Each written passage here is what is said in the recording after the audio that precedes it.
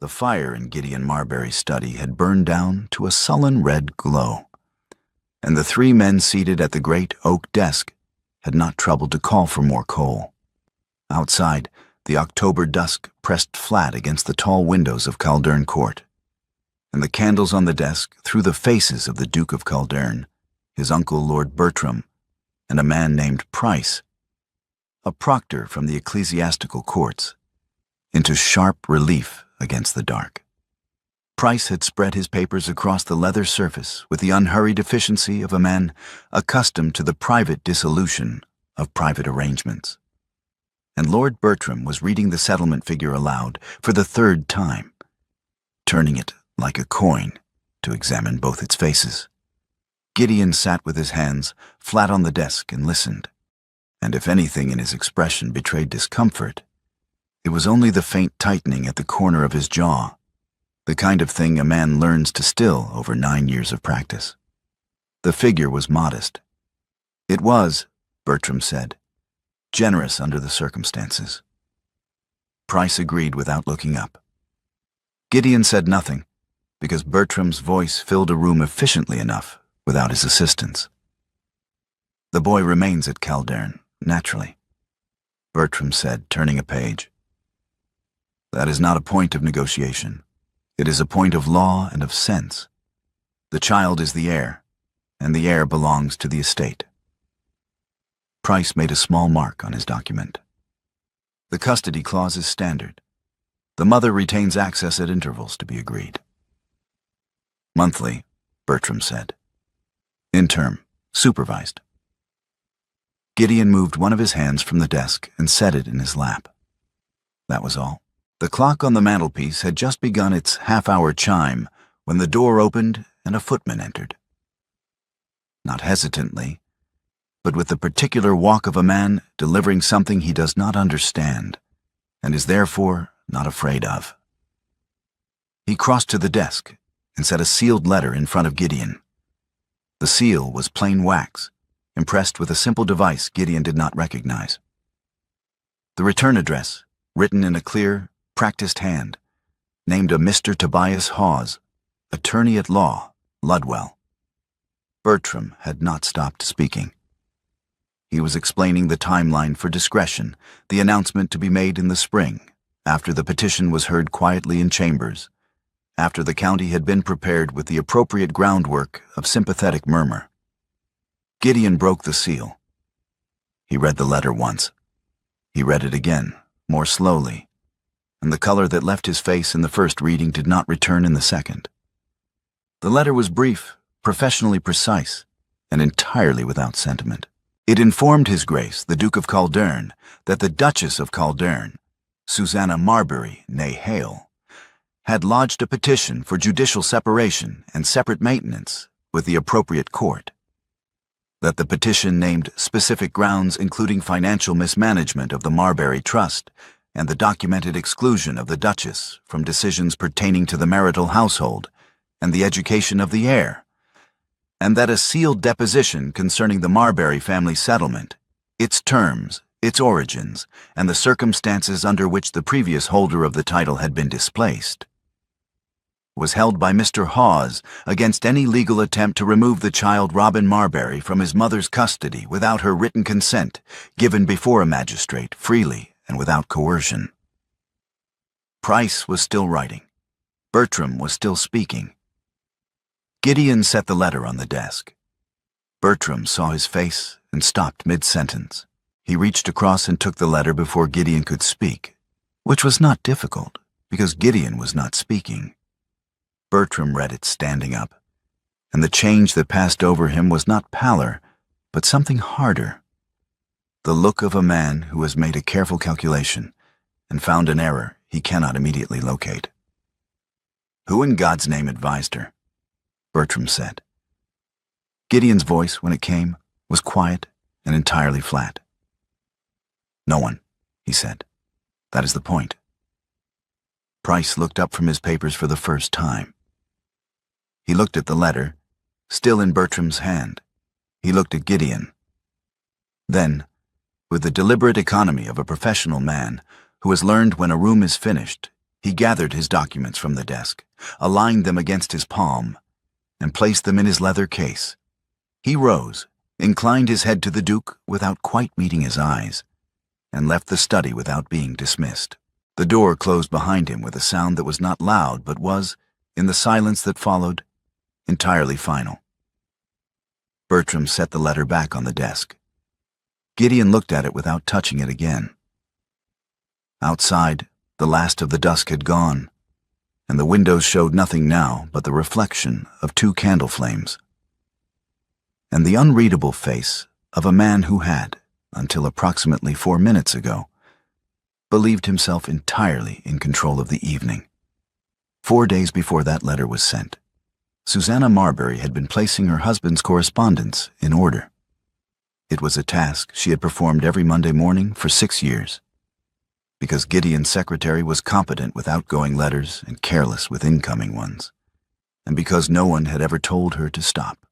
She sorted by sender, by date, by urgency, moving through the stack with the quick, practiced hands of a woman who had learned to read a document's importance from its paperweight and its seal before she opened it. She had been doing exactly this, standing at the left side of Gideon's desk while he was in the north field with his steward, when her fingers found the edge of something tucked beneath the blotter rather than placed on top of it. She drew it out. It was a draft, not a fair copy. Corrections in 2 different hands, one of them Bertram's, and it was headed, in plain terms, Petition for Dissolution of Marriage, Marbury, G.H., Duke of Caldern, Petitioner. She read it in full. It took 4 minutes. She set it back exactly where it had been, smoothing the blotter over it with her palm until the surface was level and undisturbed. And then she finished sorting the correspondence, set the stack in its place on the right side of the desk, and went to see about Robin's breakfast. She said nothing to anyone in the house. She said nothing that evening at dinner, where Gideon spoke pleasantly about the drainage in the north field. And she replied pleasantly about Robin's new word, horse, clearly pronounced, with great conviction. And the candles burned down between them in the ordinary way. She said nothing the next morning or the morning after. What she did instead was listen. It was not difficult. She had been listening in this house for 6 years, and the servants' passages carried sound the way old stone carries cold. Thoroughly and without effort. Mrs. Pell, who had been senior housemaid at Caldern Court since before Gideon inherited, and who had formed a quiet and mutual respect with Susanna over the matter of Robin's linen being changed properly, confirmed on the 2nd day what the passages had already suggested. The proctor, a Mr. Price from the ecclesiastical courts, had visited the estate twice in the past fortnight. Lord Bertram had been heard in the library discussing a Miss Greaves, of a family Susanna knew by name and reputation. Well-born, well-funded, and sufficiently young to be a practical replacement. Mrs. Pell delivered this information while folding Robin's shirts, without looking up from the work and without being asked for more than she chose to give. Susanna thanked her in a way that required no particular words. On the 3rd morning, she dressed Robin warmly, told the nursery maid that she and the boy were going into the village and would be back by afternoon, which was not a lie, strictly speaking, only incomplete, and sent a brief note ahead by the early post to Mr. Tobias Hawes of Ludwell, her father's former colleague, asking whether he could receive her that day on a legal matter. She had known Tobias Hawes since she was 9 years old. He had taught her to copy deeds on wet afternoons when her father brought her to the office rather than leave her alone in the house, and he had never once treated the copying as a child's game. By the time she was 15, she could read a trust instrument as quickly as he could, and he had told her so, with the blunt appreciation of a man who valued accuracy above almost everything else. The post-chaise south from Caldern took 2 hours. Robin slept against her arm for the first hour and spent the second watching the hedgerows go by, with the focused attention of a 5-year-old who has decided that hedgerows are interesting. Susanna looked at the road ahead and assembled in order every document she had memorized. Hawes's chambers smelled of ink and old paper, and the particular damp that comes from a building that has stood in the same market square for 140 years. And Susanna had always found it the most comfortable smell in the world. She sat Robin at the small table with a pen and a sheet of scrap paper. He was working on the letter R with passionate inaccuracy.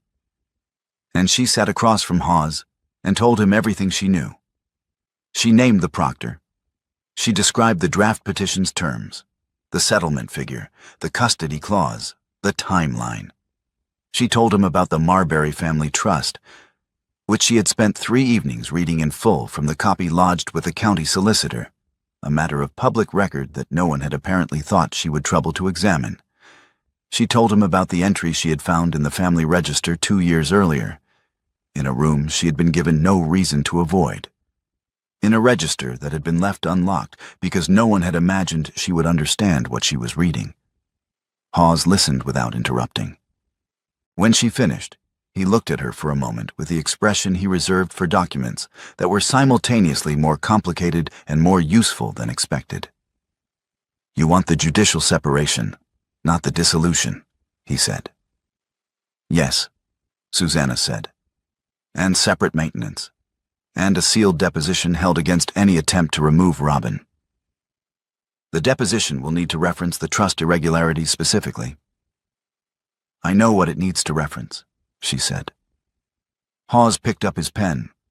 "Then let us begin." Robin, at the small table, had produced 7 letter R's of varying confidence and was examining them with the expression of a fair judge. Susanna watched him for a moment, his dark hair, Gideon's jaw, her father's hands, and thought of the wedding breakfast 9 years past. The Marbury family stone-faced at every table, the weight of their collective disapproval pressing down on the white linen like weather. She had looked at them and felt afraid. And then she had looked at Gideon, who had looked back at her and placed his hand deliberately over hers on the table, in full view of every person in the room. A claiming. A declaration made without words, in the plainest language available to him. It had been the last time he touched her, as an act of will rather than obligation, and she had spent 9 years wondering whether she had imagined the courage in it. She had not imagined it. She had simply watched it erode, season by season, under the weight of a family that knew how to be patient. She turned back to Hawes, and they worked until the afternoon light began to fail. The formal notice from Mr. Hawes arrived at Caldern Court on a Thursday, addressed to the Duke of Caldern in a hand that was not Susanna's. Deliberately, Gideon understood, so that he could not set it aside unread as domestic correspondence. Copies went simultaneously to the family solicitor and to the vicar of the parish church. A detail that was not accidental, and that Gideon recognized as the work of someone who understood exactly how information traveled in a county. He read it in the same study where Price had gathered his papers and left. Bertram stood at his shoulder and read it with him, and for once said very little. The Duchess of Caldern and the heir Robin Marbury were now resident at a let house in Ludwell, pending resolution of the petition. The letter named the street and the house. It stated that Robin had been registered with the local physician and the parish clerk. It was, in its entirety, the work of a woman who had not left in distress but had arrived somewhere, and arrived with every intention of staying. Gideon did not send a reply. In Ludwell, Susanna was stacking her father's law books along the wall of the front room, 3 rooms above a chandler's shop on the market square, the smell of beeswax rising pleasantly through the floorboards. Robin had already found the window that looked directly onto the square, and had stationed himself at it to observe the market traffic with the proprietary interest of a boy who considers all horses personally addressed to him. The rooms were small. The plaster was clean. The light in the morning came in from the east and fell across the desk at an angle that Susanna found, without surprise, entirely adequate. She registered Robin with Dr. Fenwick on the Friday and with the parish clerk on the Saturday. and both men noted the name in their books without comment, because she presented herself with the calm, exact manner of a woman performing a routine administrative task, which was precisely what she was doing. The county, meanwhile, had begun to talk. The Duchess of Caldern had gone. The child was with her. The Duke had not followed. By the second week, the talk had acquired the particular quality of scandal that attaches to aristocratic disorder. Half appalled, half avid, entirely relentless. At Caldern, Gideon stood at the study window on the morning of the 12th day and watched his housekeeper cross the courtyard with her usual purposeful tread, and the footman carry coals up the east staircase, and the gardener's boy rake the gravel drive in the thin autumn sun. The house continued. Every mechanism of it ran exactly as it always had, because Susanna had organized its running so thoroughly and so quietly that her absence had not disturbed a single domestic arrangement. He had not noticed, until now, how much of what he took for the house's natural order had been her specific and daily work. It told him more than anything Bertram said. Bertram said a great deal. 3 weeks after the letter, Gideon traveled to Ludwell. He had not sent word ahead. He told himself this was practical, that announcing himself would give her time to prepare a position, and did not examine the assumption too carefully, because the assumption was that she was not already prepared. He hired a chaise from the coaching inn at the county town rather than taking the Caldern carriage, a concession to discretion that felt, on the road south, increasingly inadequate. The house above the Chandlers was not difficult to find. He knocked. A young woman he did not recognize, a hired girl not from Caldern, opened the door and showed him up without particular ceremony. The stairs were narrow. The smell of beeswax was strong and not unpleasant. Susanna was seated at a writing desk in the front room, which was also, evidently, her study, her law library, and her sitting room. Her father's books lined the wall behind her in careful order. She was writing when he entered, and she finished the sentence before she looked up. Not a performance of composure, he realized, but simply the action of a woman who finishes what she has started.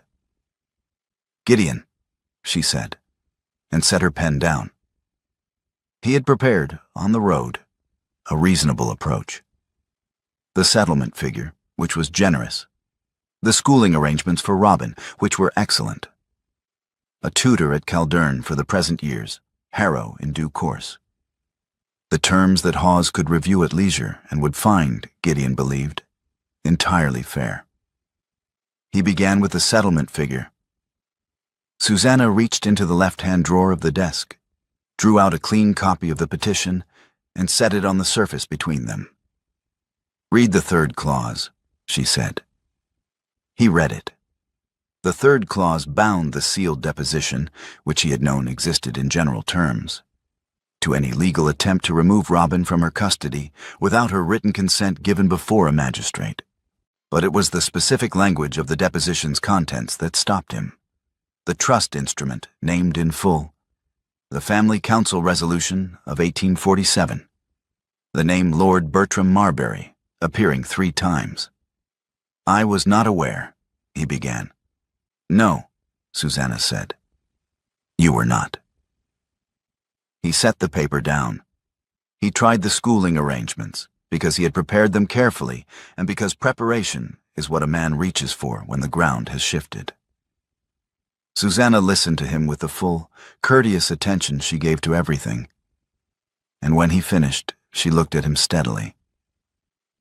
"You drew up a life for me without asking whether I would consent to live it," she said. "I have done the same, and I asked a better lawyer."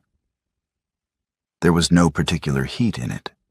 It was a plain statement of fact from a woman who had spent 9 years being plain in rooms that rewarded obscurity, and the plainness of it was more effective than any eloquence. Gideon had a procedural answer prepared for anger. He had nothing prepared for clarity. He was quiet for the first time since he had arrived. and the quiet sat between them in the small, book-lined room, and did not feel like defeat exactly. It felt like the moment a man realizes he has been arguing with the wrong map. From the inner room came the sound of small feet on a bare floor, and then Robin's voice saying something about a horse. He was always saying something about a horse. And then the boy himself appeared in the doorway, saw his father, and ran. Both of them moved at the same moment, the instinct identical and simultaneous. Gideon's hands came up to catch the boy's shoulders, and Susanna's hands were already there. And for one suspended breath, all four hands were on Robin's small shoulders at once, the boy entirely unaware of the weight of what he had just walked into. Neither parent moved. Robin looked up at his father with the frank assessment of a child who has not yet learned to manage his own face. "I have a horse," Robin said with great dignity. "A wooden one. It has a red saddle." Gideon looked down at his son. His hands were still on the boy's shoulders, and so were Susanna's, and the warmth of that, of her hands an inch from his, of Robin's solid and certain between them, was something he had not allowed himself to feel in a very long time. "Show me," Gideon said. Robin pulled free and ran back to the inner room. Gideon straightened. Susanna withdrew her hands and looked at the petition still open on the desk. Neither of them spoke about what had just happened, but neither of them pretended it had not. Bertram had arranged the dinner at Calderne with his usual efficient invisibility. The invitations extended, the seating ordered, the table set with the good silver that came out for important occasions, the occasion itself never named aloud.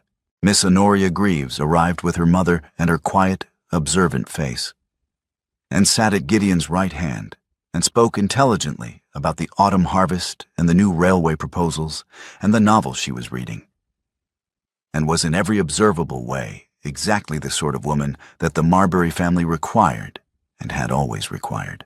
Gideon sat through the dinner with the expression of a man performing a duty he cannot name to anyone, including himself. After dinner, Bertram steered them to the portrait gallery with the practiced ease of a man who has arranged rooms for 30 years. The gallery was long and cold, lit by sconces that threw the family portraits into warm relief. Generations of Marburys in their frames, each name on its plate, each face composed for posterity. Near the center of the east wall, between a painting of the 3rd Duke and a formal group portrait of the 4th Duke's family, there hung a landscape, a competent rendering of the Calderne parkland in summer, green and untroubled, in a frame that was distinctly heavier and older than a landscape warranted. Miss Greaves stopped in front of it. "This frame belongs to a portrait," she said, not accusingly, simply as the observation of a woman who notices things. "A painting damaged beyond restoration," Gideon said. It was the household answer, worn smooth with use. Miss Greaves looked at the frame for another moment, then at the plates on either side of it, both reading Marbury, and did not press the matter. She accepted the answer with a small nod and moved on. And Gideon watched her and thought, without knowing why he was thinking it, that she was a decent woman in a position she had not chosen. 2 days later, a county gathering at Ashmore Park brought together, through the mechanism of separate invitations and a hostess who had not coordinated her guest list carefully, both Susanna Marbury and Miss Honoria Greaves. Susanna arrived with Robin, who immediately attached himself to the terrier belonging to the Ashmore children and could not be separated from it by any argument. Bertram, who had come with Gideon, saw the situation from across the room and moved with the speed of a man who has managed social arrangements for 3 decades. He was not fast enough. Miss Greaves had already crossed the room, and she and Susanna were speaking, quietly, without performance, the way 2 women speak when they have both understood the same thing about a situation and are comparing notes. Robin appeared briefly, introduced himself and the terrier, and disappeared again. Miss Greaves watched him go with an expression that was impossible to read from a distance. Bertram arrived at Susanna's elbow and said something smooth about the weather and the long drive, and whether Miss Greaves had met Lady Ashmore, who was very much wanting to speak with her, just over. "I am perfectly placed, Lord Bertram, thank you," Miss Greaves said. Her voice was pleasant and entirely immovable. Bertram tried again, with the name of someone across the room. Miss Greaves turned to face him with the full, unhurried attention of a woman who has decided to be direct. "I have met the Duchess," she said, "and the boy. And I understand the arrangement you are proposing, Lord Bertram, and I will not be part of it." She paused, and when she continued, her voice was not raised. It did not need to be, because the drawing room had the particular acoustic quality of a room that has gone quiet. I will not be the instrument by which a living wife and her child are set aside. I ask to be removed from any arrangement that requires it. The room heard it. A dozen people heard it, including 3 women who would have it in 4 letters by nightfall. Bertram's color did not change. He was too practiced for that. But something behind his eyes went very still. The look of a man recalculating a sum that has come out wrong. Gideon, standing at the edge of the room near the window, had heard every word. He looked at Miss Greaves, who met his eyes briefly with an expression of complete equanimity. And then he looked at the middle distance, where there was nothing to see except the end of the route he had been following without examining too closely. He had no prepared route forward. For the first time in 9 years, the path that Bertram had always laid out in front of him was not there. The open scandal sharpened into something harder in the weeks that followed, because Bertram had not built his arrangements over 30 years by accepting setbacks quietly.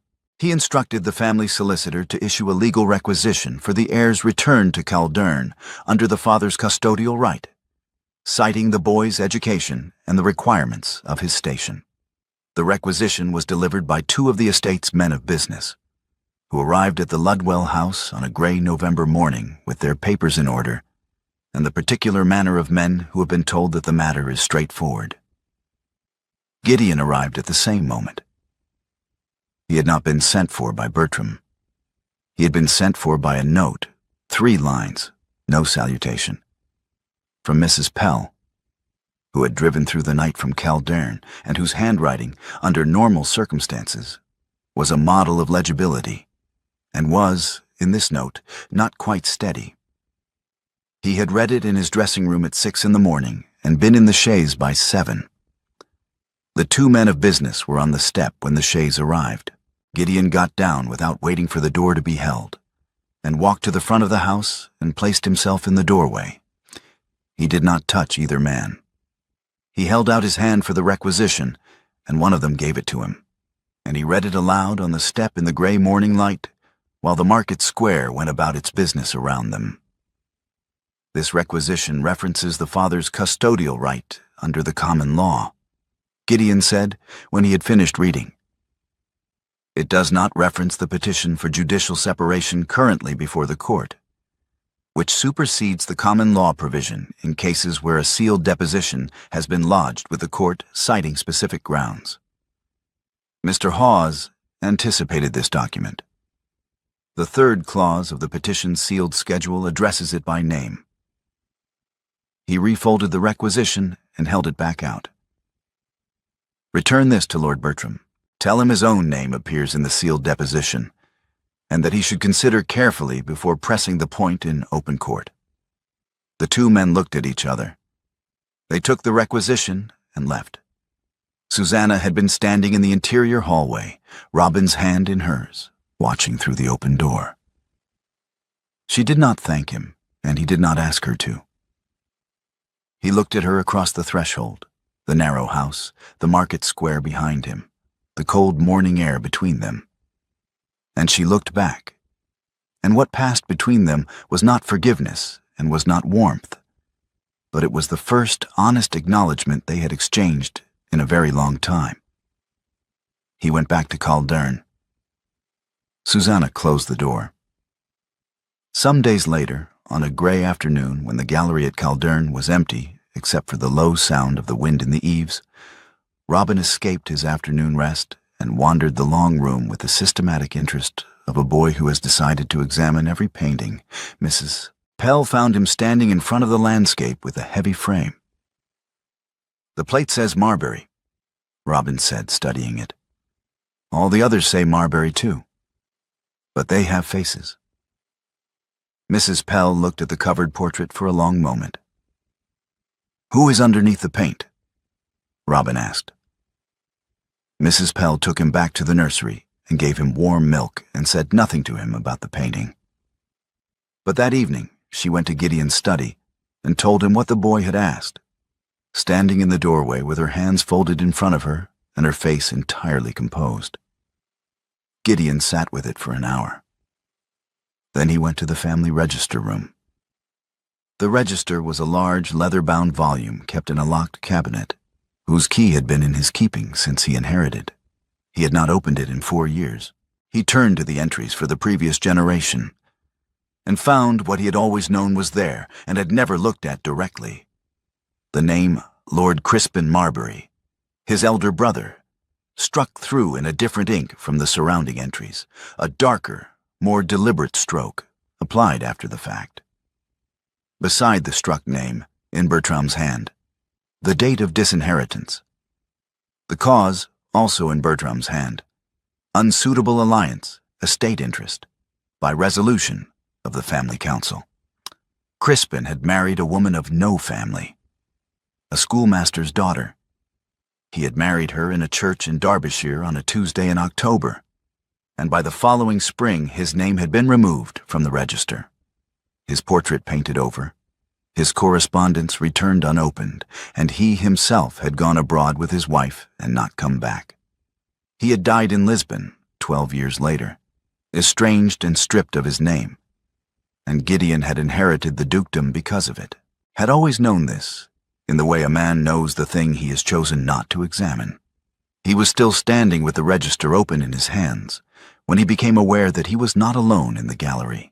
Susanna had returned to Caldern with Robin for the formal visit, required by the petition proceedings, a provision of the legal process that Hawes had inserted deliberately, because it kept Gideon and Susanna in the same building at intervals, and because Mr. Hawes had the strategic instincts of a man who has read a great deal of case law. She had heard the register room door and come to find the source of the light. She looked at his face before she looked at the register. Then she looked at the register. Then she crossed the room and took his right hand and turned it palm up, slowly, the way a person handles something that may be fragile, and looked at the lines of it in the candlelight. "My father taught me to read a man's hands," she said, "to see whether he was telling the truth." Gideon looked at her face, and then at his own hand in hers, and something in the room seemed to change its quality, not warm, not forgiving, but present in a way it had not been. "Crispin married a woman of no family," he said. "Bertram arranged the disinheritance. Crispin died abroad. I inherited because of it." He paused. "I have been repeating it. Everything I was about to do to you. Bertram did it to Crispin's wife first. I inherited a dukedom and a pattern, and I followed the pattern without looking at it." Susanna held his hand a moment longer. Then she released it and walked back to where Robin was waiting in the corridor, and she did not look back, and he did not call after her. Robin's fever came that night.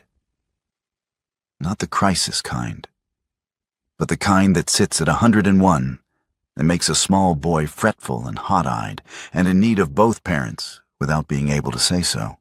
Gideon sat on the left side of the cot, and Susanna sat on the right, and the night moved around them in the particular slow way of nights spent watching a child sleep. Near 4 in the morning, Robin's breathing had steadied and deepened, and the candle on the bedside table had burned to a low, wavering inch. Susanna leaned forward to draw the coverlet up more snugly, and Gideon did the same, and their hands met on the fabric above the sleeping boy, her left, his right, both pressing the wool gently down, and neither of them lifted away. The candle guttered. Robin made a small sound in his sleep and settled deeper. Outside, the first birds were beginning in the garden, thin and tentative in the dark. They stayed like that until the candle went out. By morning, the fever had broken, and Robin was asking for toast and whether the wooden horse had been brought from Ludwell, in that order, with equal urgency. In the days that followed, Susanna sat alone in Hawes's chambers in Ludwell and laid the full case on the table in front of herself, the way her father had taught her to examine a brief. Every document in sequence, every implication named aloud, no comfortable omissions. The sealed deposition, the trust instrument, with its 30 years of Bertram's discretionary management, and the specific transactions that did not bear examination. The correspondence between Bertram and Price, which she had obtained through a channel she had not yet explained to anyone. The register entry in Bertram's own hand, which she had copied in full on the day she first read it. "It is sufficient," Hawes said. He was not a man who overstated. "I know it is sufficient," Susanna said. "You could expose the settlement as structured fraud, the forced disinheritance of the elder brother, Bertram's control across 2 decades, all of it." "I know what I could do," Susanna said. Hawes looked at her steadily. "Then what are you going to do?" She sat with the question for 3 days.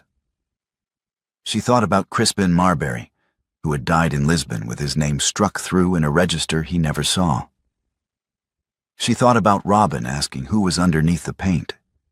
She thought about Gideon's hand turning palm up in the candlelight, and the look on his face when he said, "I have been repeating it, not eloquent, not performed, just a man seeing a thing he had been looking away from for 9 years. She thought about what she wanted to be, with the power she was holding. On the 4th day, she wrote a letter. It was addressed to Gideon, not to Bertram, not to the family solicitor. It requested his presence at Caldern in the register room at 2 o'clock on Thursday next, with 4 witnesses of her naming: Mr. Tobias Hawes, Mrs. Pell, Miss Honoria Greaves, and the Reverend Marsh of the parish church. The letter stated, in a single sentence that required no elaboration, that Lord Bertram Marbury was not to speak on Gideon's behalf. She sealed it herself and gave it to the post. The register room at 2 o'clock on Thursday held more people than it had been designed for, and a silence more complete than any of them had expected. Hawes stood at the left wall with his document case. Mrs. Pell stood beside him with her hands folded. Miss Greaves stood near the window, composed and watchful.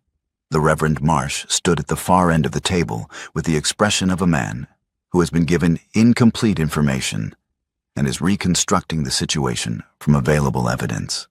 The family register lay open on the central table, Crispin's struck name visible from the doorway. Gideon stood at the near end of the table. He had arrived before any of them and had not moved since. Lord Bertram arrived without invitation, which surprised no one. He came in behind Hawes, read the room in a single practiced sweep, and positioned himself at the head of the table with the authority of a man who has occupied the head of every table in this house for 30 years. He did not wait for Gideon to speak. He looked at Susanna, who was standing beside the register, her hand resting on the open page. And he delivered his terms with the measured efficiency of a man who has prepared them carefully and believes they are unanswerable. She was to accept the settlement figure as written. She was to return the boy to Caldern under the terms of the custody clause. She was to withdraw the petition and the sealed deposition and remove herself from the county with the monthly allowance and the access provisions already specified. If she declined, Bertram would instruct the family's legal resources to contest the petition in open court, to attach her father's name to every proceeding through the record of his clerk's work for the Marbury estate. Work that could, in the right framing, be characterized as having served the family's interests improperly, and to pursue the requisition for Robin's return through every channel available to the ducal title. "You will be managed," Bertram said, "as Crispin's wife was managed. And I would suggest you consider carefully what that ending looked like." The room was very still. Gideon had not moved through the entirety of the ultimatum. His face was the face he wore in difficult rooms, composed, faintly weary, the face of a man who has learned to absorb pressure without visible reaction. Every person in the room watched him, because the next move was his. He reached across the table and drew the register toward him. He looked at Crispin's entry. The struck name, the darker ink, the cause in Bertram's handwriting. He stood with it for a moment. Then he took the pen from the standish at the table's edge. In his own hand, in the clear, deliberate script of a man writing something he intends to be read, he restored Crispin Marbury's name. He wrote it in full, Lord Crispin Henry Marbury, above the struck line, and beside it the date of this correction, and his own signature beneath. Gideon Marbury, Duke of Caldern. He turned the pages to the current family entries and wrote Susanna's name as it should always have appeared. Susanna Marbury née Hale, Duchess of Caldern, true wife. Below it, Robin's entry. Robin Henry Marbury, lawful heir. He signed each one. He set the pen down. He reached into his coat and produced a folded document, which he placed before Hawes without ceremony. "A formal renunciation of the discretionary trust," he said. "Effective from today. Control returns to the entailed estate. Lord Bertram's authority over the Caldern fortune is removed entirely." Hawes opened the document. His expression did not change, but he read it with the particular focused attention of a man verifying that what he is holding is exactly what it appears to be. Then he took his own pen from his case and began to countersign. Gideon looked at Bertram. "The meeting is finished on your part," he said. Bertram looked at the register. He looked at the document in Hawes's hands. He looked at Gideon's face, and whatever he saw there was sufficiently conclusive. He picked up his gloves from the table where he had set them, and he walked out of the register room, and the sound of his footsteps receded down the corridor and did not return. The room exhaled. Gideon turned to Susanna. He did not look at Hawes. He did not look at the witnesses along the wall, though he was entirely aware of them and intended them to hear. "I am not asking you to forgive me," he said.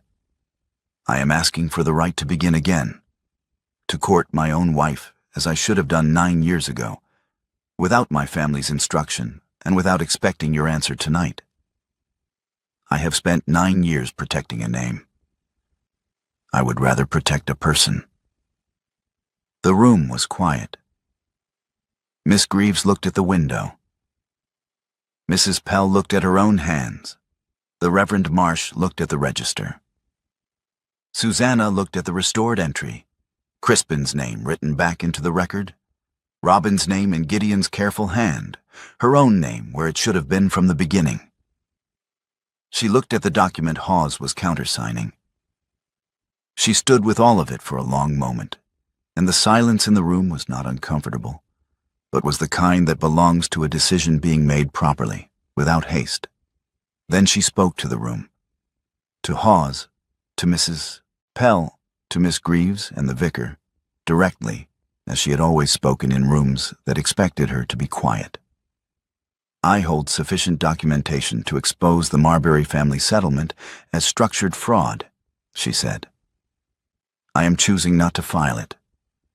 Not because this family is owed mercy, but because I have decided who I intend to be, with the power I am holding." She looked at Gideon. "I could have unmade your family in an afternoon. I would rather you unmade it yourself. And you have. She named her terms. Her own house in Ludwell, held as property in her name, not a residence by his permission or revocable at his discretion. The sealed deposition remaining with Hawes, not returned, as Robin's legal protection for as long as it was needed. Her own governance of any arrangement she entered, not reabsorption into the Caldern household as it had previously been structured, but a household she and Gideon built together from what remained. "These are not requests," she said. Gideon met her eyes. "No," he said, "they are not." Hawes wrote them down. Gideon agreed to each one without negotiation, because there was nothing in them to negotiate. They were simply the truth of what the arrangement needed to be, stated plainly by the person who had thought most carefully about it. The witnesses began to move toward the door. Mrs. Pell paused to look at the restored register with an expression she did not explain and did not need to. Miss Greaves caught Susanna's eye briefly as she passed and nodded once.